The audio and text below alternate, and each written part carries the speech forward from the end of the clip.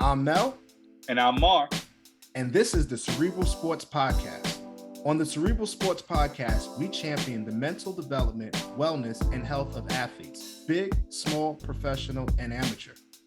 Week to week, we'll have compelling conversations with athletes, coaches, parents, and mental health professionals to discuss their experiences and point of views as we work to bring awareness to the most vital muscle in an athlete's body, the mind. All right, how's everybody doing today, man? We got Justin Wright Forman here with us on today's Cerebral Sports Podcast. Justin is a former Constructions Queens high school player, standout player, Hofstra University's all-star. Definitely think he's going to be a first-time Hall of Famer. I think that goes without question. Drafted in the second round by the Utah Jazz, number 53rd overall pick. Plays right now currently in the G League, played a little bit overseas as well. Was also a part of the USA team, the Olympic team. A close friend of mine, you know, one of the guys that honestly, I remember this young man playing in the backyard of my grandfather's house, and he kept telling me he was nicer than me, and he was like 5. I was nicer than me at 5. I got problems, right? But as you kind of saw him kind of continue to be on his journey, man, it was nothing but an awesome experience to watch and continue to watch. I know he has a lot of support, especially back in Queens and back at home. But I'm honored. I'm happy to have him on the show today, and I'm really excited to see the insights of what he's going to tell you what it takes to be a professional, college, and a high school athlete. Welcome along. How's everything going? Thank you, guys. Appreciate it, man. Mel, Mark, appreciate you guys having me on. And you know, Mel, I still hold to that. I'm still better than you to this day. So ain't nothing changed. I hope so. You play in the NBA. I'm at home. No, I'm just joking. How you guys doing? You guys good? Good, man. Everything is good, man. Respect to you, man. Shout out to you and your journey, man. It's good. You know, I'm from Elmont. Like Mel, I was born in Queens, lived in Queens until I was about 11, and then went over to Elmont. It's so cool to see a local cat make it, man. Like, I know how hard it is. I know how, you know, how much of a task it is to get to the NBA, even just to touch it. You know, I know the statistics and what they say, man. So you should be very proud of yourself. You know, glad to be able to connect with you and salute, man. Coach T, tomorrow told me to tell you what's up. He was like, that's exactly what he said. He was like, yo, that's my guy. He's funny. So, you know what I mean? So shout out to you, man, and your journey, man. Appreciate that, though. Thanks for the love. I definitely appreciate that. Yeah, so today, man, like on all our podcasts, we are a podcast or a video cast, I should say, because you guys see video that really wants to touch into like the mental half of the game and shed a little bit more light on just the importance of it and the severity of it, and let people know that not only you're a superstar athlete, but you're also human, right? So these are the things that we're gonna just bounce back and forth and keep a good flow today. Question first, number one, I wanted to ask you, Jay. What age were you when you first started playing sports as a whole? How old were you? I mean, you saw me from like young, how I was with basketball and, you know, how I was with my mom and stuff like that. So I want to say I didn't get on a team until I was 4 years old at actually playing. And I actually started playing in like Long Island, playing in like little leagues in like Woodmere Park and what is it, Henderson Park. Just playing like little tournaments there with my cousin and my uncles, and I guess that's where the journey kind of started. Got you. And now, was basketball your only sport you played growing up, or did you go into other sports as well? I had like a little venture in like baseball. Didn't really like baseball like that, and I was good at football because my hands are like big all my life. So like just playing around, throwing the ball, my friends, like I could just throw the ball really far and like I could catch really well. So I tried, but like basketball was like my first love and like the sport that I actually fell in love with and wanted to continue playing. Got you. So you weren't you did round yourself with other sports. You were decent in football. I'm happy that you didn't play football all the way through, because then I would be able to tell you. Right. But yeah. Well, I mean, I tried. There was teams around my way, like the Jamaican Bulldogs and the Springfield Rifles, but I was more so just wanted to play like with my friends and stuff like that. Cause like I said, I was more interested in basketball, and my mom played basketball too. So that was another reason why I kept playing basketball, just seeing old pictures of my mom, like, oh, my mom played basketball. And then, also just going outside in my backyard every day, going outside in my aunt's backyard all day and just going crazy, staying there for hours and hours. Like I knew from like young, that's what I wanted to do. I didn't want to do anything else. Gotcha. Pretty dope, man. That's fire to really hear. Um, there's some stories about basketball players and football coming up where there's a fork in the road that basketball players all meet Mm-hmm. because you love football as a kid, you love basketball as a kid, and then they say when you play football and you end up going to practice and you have to do the bull in the ring or the real contact drills. Mm-hmm. That's where basketball players come from. They like, yo, Yeah. nah, we good on this. Well, I think I'm gonna play basketball because I don't like just getting hit stuff. So they Yeah. always say that's how basketball players end up deciding we're not doing football. Yeah, that kind of was it for me, but I wouldn't say I was afraid of contact. I would say it was more so like I was in the house with my grandparents. Basketball was more accessible. Yeah, very Football true. came around later on, like as I got older, and then I started like, I started to tap into like a lot of different stuff. Like I never really watched like football like that. I know, Mel played football and stuff, but I didn't really think anything of it. But I Yeah. tried though. I tried. I definitely tried. And Yeah.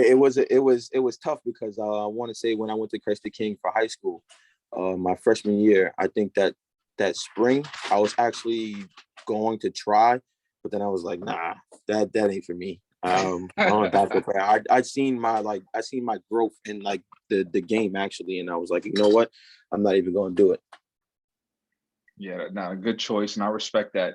So something you mentioned your mom, and I took a brief look at your Instagram, and I see how close you guys are, and it just kind of clicked with me when you mentioned how your mom was a hooper back in the day. What type of confidence, type of like self-awareness or drive did your mother being a basketball player and you guys clearly being so close like do for you as a young basketball player? What has it done for you in your career? Um, Me and my mom been close since I was a baby, obviously, and she was Mhm. always around. Like and I didn't get to see her actually play basketball, but like whenever I would go to like basketball practice, I see her shoot a jump shot. I'd be like, whoa. I'd be kind of confused, and and everybody, like all my coaches would like make fun of me, like, oh, your mom shoots better than you, this, that, and the third. And I'd be like, listen, and that kind of drove me to like really be like, all right, now I need to start working on my jump shot. But I love my mom to death. She's my rock, she's my queen. I love her like the words can't express. She definitely pushes me all the time. Ever since I was young, she always, like, it wasn't even on the court where she started it. It was like always off the court with school. Like she was always just making sure I was focused and locked in and getting like the grades that I needed to in school. And that's how I would play basketball, because anytime I would get a bad grade or anything would happen, I'd get in trouble in school or wherever, she would instantly take basketball away. And like she knew that was my passion, because she would see like my like actions start to change and my behavior start to change. And she just held me to higher standards. And I just thank her every day for that, because still to this day I'm on top of all my brothers to do it. So like she set a great example for me to lead on to my brothers. And she was always working when I was younger, so her work ethic just showed me a lot. So that made me work to get to where I am today, and hopefully get her whatever she wants in this life. It's amazing, man. Absolutely. Yeah, man. So let me ask you, right? So what school, your mom played college basketball, right? She played in college? Yeah, she went to QCC, I think. Okay, Okay. good. Yeah, I remember she can shoot. That ain't Yeah.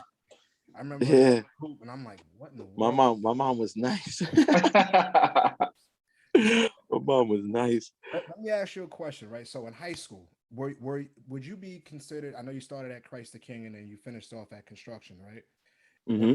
when you were playing high school ball, were you the best on the team? Were you like started off maybe not the best and ended up being the best? How was that transition from high school JV to varsity? Well, I never played varsity.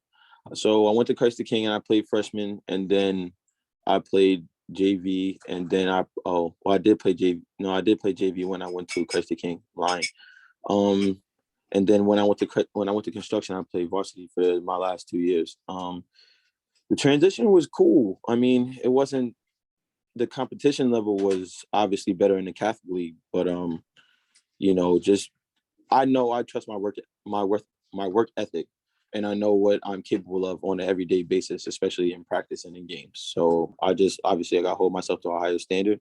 Um, I would say that I would say that the people around me changed, and I would say that's when I seen a jump. The transition wasn't crazy. It was just the more so the work that I put in, and my effort, and how much that I wanted to just get better. And I kept playing better, obviously playing in parks in Cambria and Brookville and stuff like that, playing with the older guys. You kind of get ready for that type of stuff. So I mean, I guess that's where it was. It started from young, me playing with the older guys. So your work ethic throughout your entire high school career, you felt really helped you jump and hmm stay above where you were.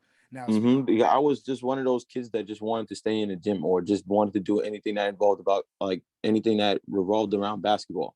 So like, whether it was video games, I'm a kid at the end of the day, so I would still play video games like NBA Live, NBA, like every NBA 2K. Like, I had every single last game. So like, I was still doing stuff around basketball, still going in the backyard, working out and doing what I had to do on an everyday basis. When you're a kid, you're in the backyard for hours. So like, I felt like that was my responsibility, and just what I wanted to do. got you. So now let me ask you, because I know we all play college sports here.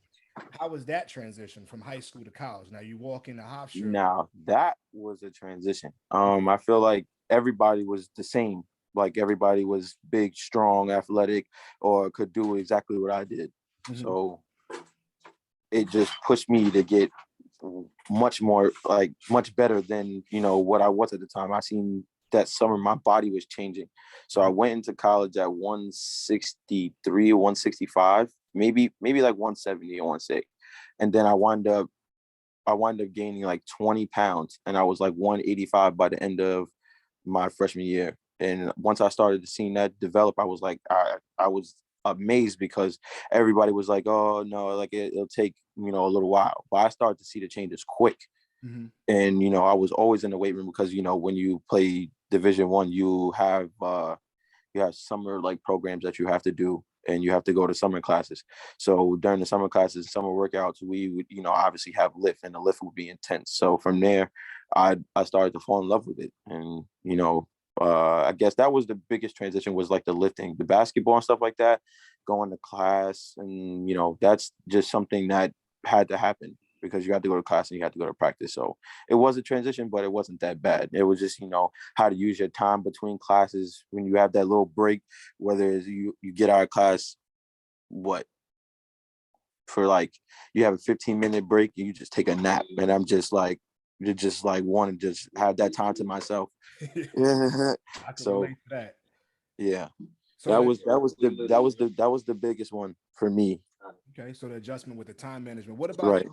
your game? I know your game accelerated too. Like from your freshman year to your senior year. I remember watching you on TV. Your game, you're always explosive, jumping out of the gym. Your defense was solid. Is there anything that changed within that part of it? No, no. What'd you say? Sorry. No problem. I said, what about within your game plan, like your actual game? I remember watching you from freshman year to senior year, and I seen you on TV getting more playing time, being more explosive. I guess that came from lifting, being more of a lockdown defender. Those are all the things that I saw from the fans' perspective. Was any of those things that you had to kind of prepare for or change or adjust from high school to college? Oof. I think it was everything. The mindset, just how I approached every day. Because when you become a professional, it's a whole different ball game. You have to be literally a professional, like every, like, whether. And I learned that so I learned that early on, but I started to get it so late. And it was just weird how like every day you have to go into whether anything is going on, you just have to be prepared for the next moment, the next drill, the whether you turn the ball over, anything, like you just have to be ready for anything, like literally, because coach could play you 1 minute and then not play you the next. So you have to just always stay in the moment and just be present. And that's one of the things that I wish I understood, because I'm a competitor. At the end of the day, I always wanted to play, and everybody always see me with a smile on my face. And if I was mad, it was because I missed a shot or something about me, never about anything, because I'm a team player first. So, but those type of things sometimes you got to keep to yourself, and just carry on, because at the end of the day, it could be worse.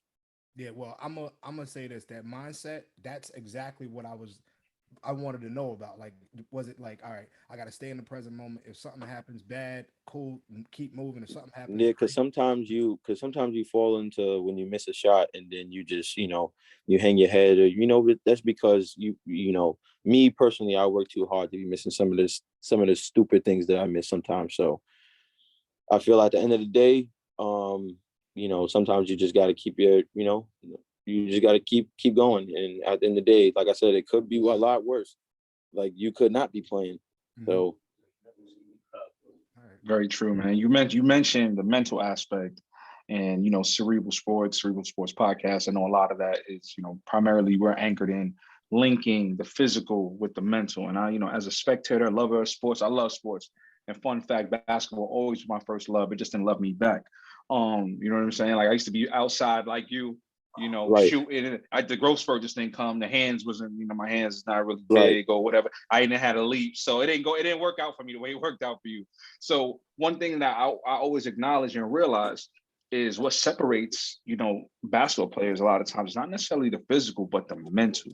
What do you do to keep your mental sharp? You mentioned the weight room for your body. What is the weight room for your mental and your mind as, a top level D1 player, or, a professional basketball player? What is the mental weight room for you? The mental weight room is just always just get it done.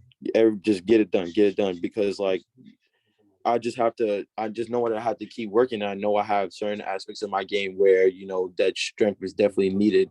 So like, just me going into just every day, just trying to just build the strength in those areas and get stronger. Like, for example, in my chest area, so I can take bumps, get stronger in my arms so I can, be able to, finish through contact, and legs to jump, be explosive and stuff like that. So, I just try to just literally get on get like everything that I need, like done in the weight room, because I know that's what needs to be done. So my mentality is just get it done. Okay. And you're a point guard, right? Point guard, shooting guard. Point guard, shooting guard. Do you have a player comp that or someone's game? I know a lot of times, because I don't compare myself to nobody, but is there someone's game that maybe you pattern yourself after, coming up or currently, or someone, that maybe, GMs or, agents would say like it's a comparable type of player that maybe people would know of? One person that I would say I watch a lot is Damian Lillard. Like I watched Damian Lillard a lot. I feel like we were in a similar situation at a mid-major school, and I feel like I watched his license to Lillard when I was in college, and I just seen how hard he worked and what it took, and I was just like, what, I feel like I have to work this hard. Kobe was an inspiration, RP to him, growing up. Like, he was one of my favorite players. And, in college, he also, I read something and heard something he said about, it doesn't matter what time, just get the work in, whether it's at 6 o'clock in the morning or 12 o'clock at night, just get the work in. And I just constantly just went to the gym in college and worked on my game. So I feel like those two, I'm not comparing myself to Kobe, but I'm just saying like Yeah, the no, I get it. inspiration rather, I feel like they had a big influence on me too. And I watch myself a lot. I'm my biggest critic. So I want the best for myself, and I critique myself all the time, and that's why I get so pissed off when I miss like a little chippy shot. But you know I just try to take everything from everybody and just try to learn. Love that. That's dope. So let me ask you something, Justin. One of the things that I talk to a lot of the kids when I do these workshops is their routine, right? And how important like a pregame routine is.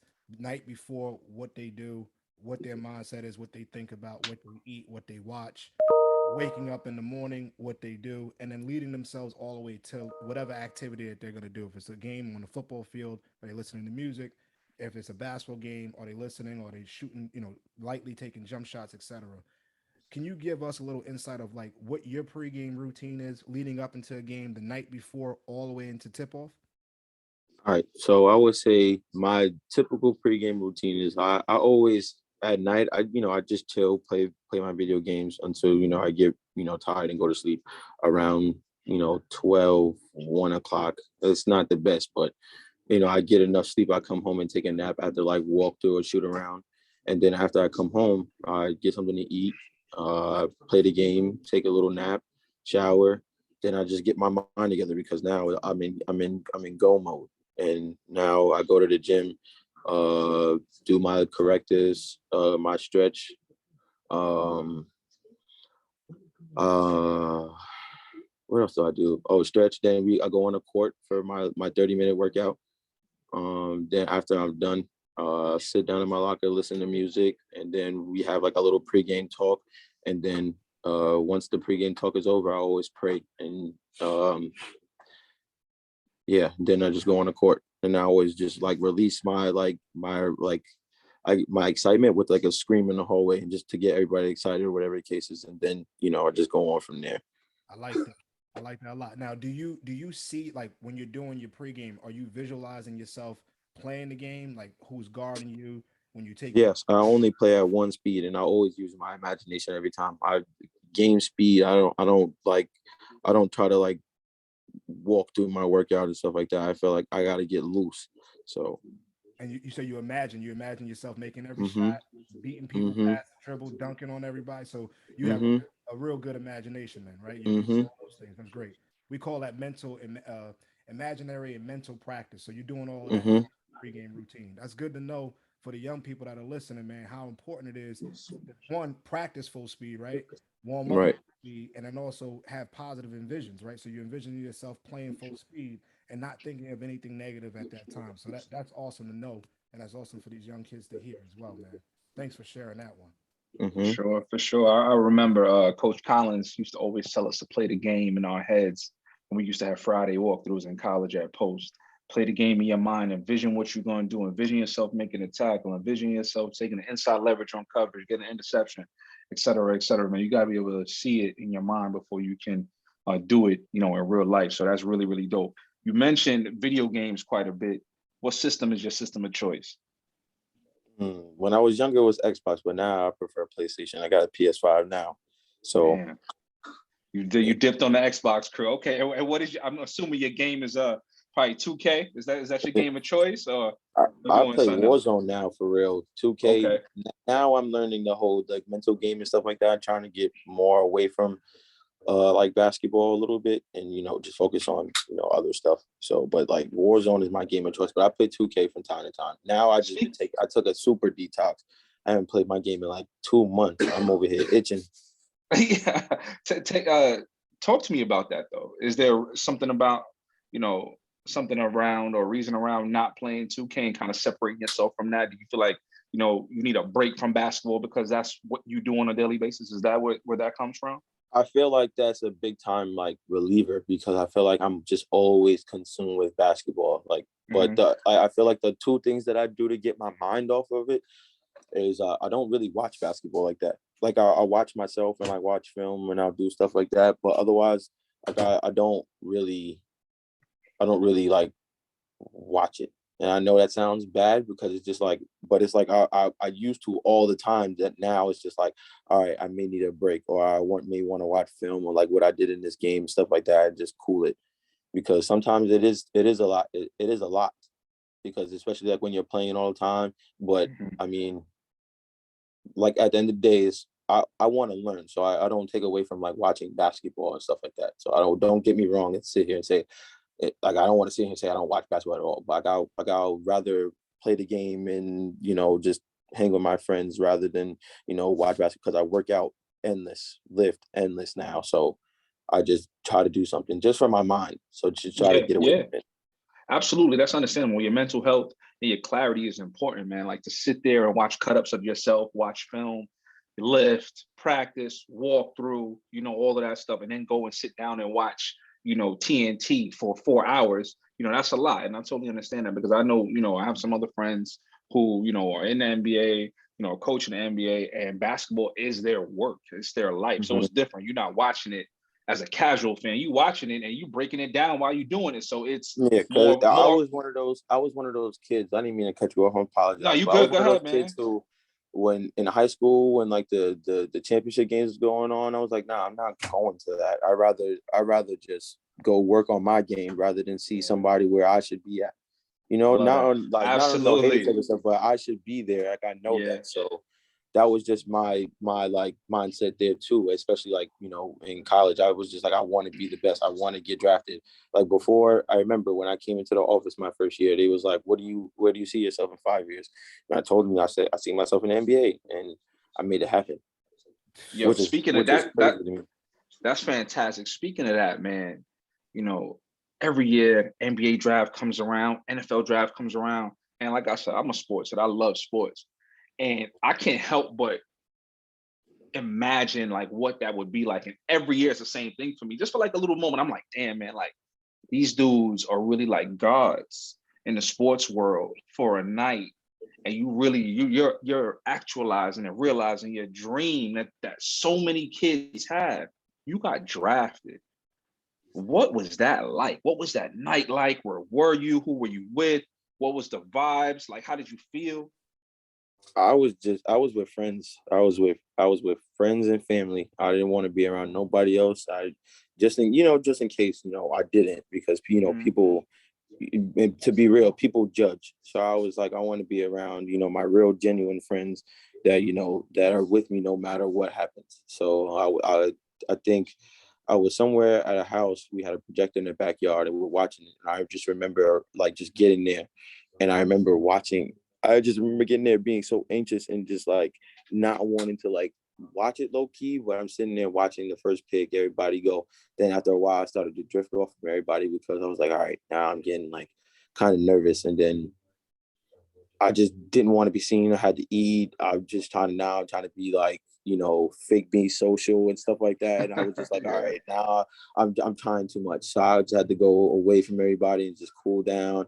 And then I think once once it hit like 30, and then I think after that I watched every single last pick in the second round. And then I just remember I seen my friend Jarrell, who played in my conference, Jarrell Brantley.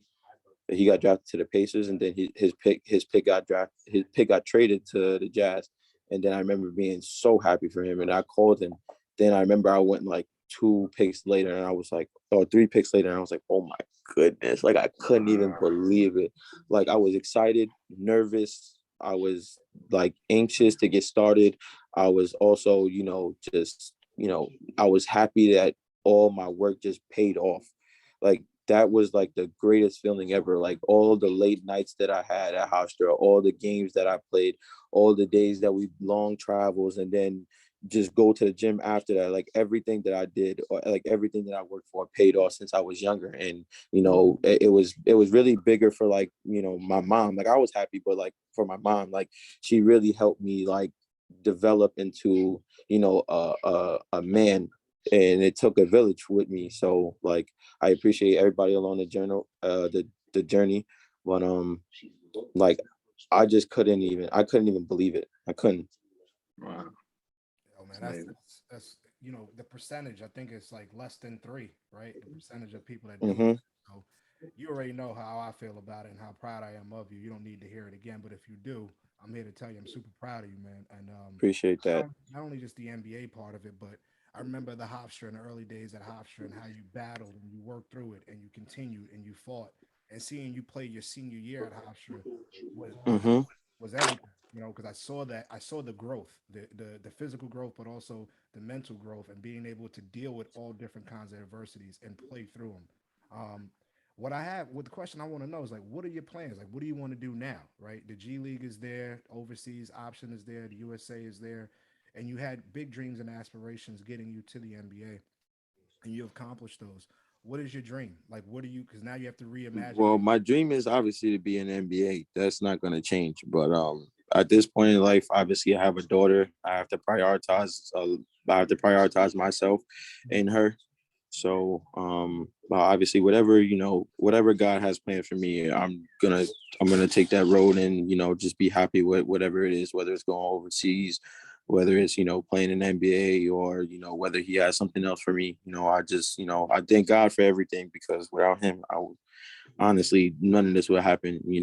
He obviously gave me a great support system and great friends around me, and just great family. So I just and help me, guide me in my situations and my decisions in life. So I just thank Him for a lot of it. That's good, man. Well, I wish you the best of luck, man. Whatever it is that you decide to do, wherever you land, I'm sure with your work ethic, your abilities, you're gonna continue to do great things and continue to inspire a lot of people. Your lovely daughter, she has a superstar of a father, man, and I'm waiting for her to get that first jump shot up. Man, she getting to it now. I was at the house the other day with my mom, and she walked in the house talking about some ball, and then my mom went to go get the hoop for her, and she just ran and started shooting. Bro, I said, "Oh man, I couldn't believe it because I didn't say anything. my boy, just make sure she puts it in the left hand. You got me?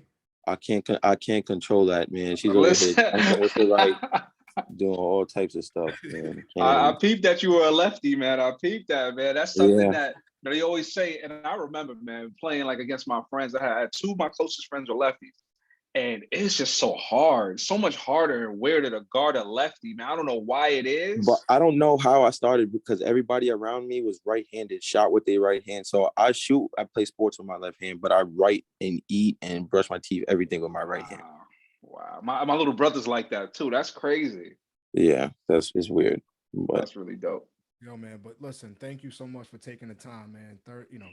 thank you guys, man. Appreciate you guys for having me, and this has definitely been a journey along this road, and definitely a mental journey, and Yeah. just everything that's been going on, and especially like you said, I had a daughter, and there was a lot of stuff going on. Everything was brand new. Getting drafted and going to a new situation, living on your own, like having to go into a grown man's league and find your way. Like it's tough. It weighs a lot on your mental because there's times where you think like you're not good enough, and that's just me. Like I just felt like at times like, am I good enough? And always kept my confidence and stuff like that. But it definitely weighs a lot.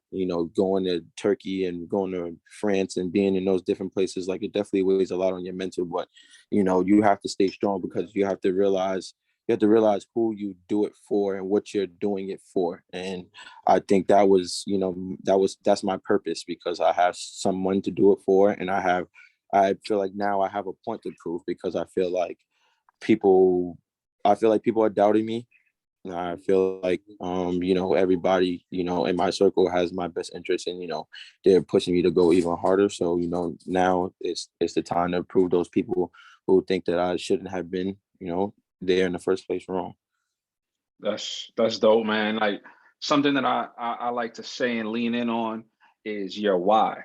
Find your why. Some kids play sports because of their parents, some play sports because of their friends, and your why can change. You Hmm. have your why has adjusted. You have a new why in your baby girl. You said she's two terrible twos.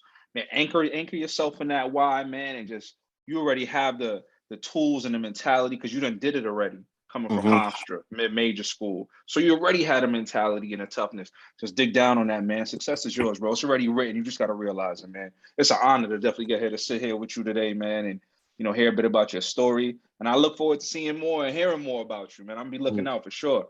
And you Appreciate you guys, man. I feel like this is big time too. and you're gonna prove them doubters wrong, man. And Indeed, just indeed. keep track of them. You know what I'm saying? Like keep Mhm. tally on who they are. So continue to Indeed. move them out the way. So stay with the positive group, man, and be around your comfort and your people that really support and love you. And we're excited. I'm excited to see what you got going forward. Best of luck, man. Appreciate you guys again. Thank you for having me. I feel like this is big time, especially for the community and for everybody, just to just hear about the mental side of the game. So I appreciate you guys. All right. Indeed, bro.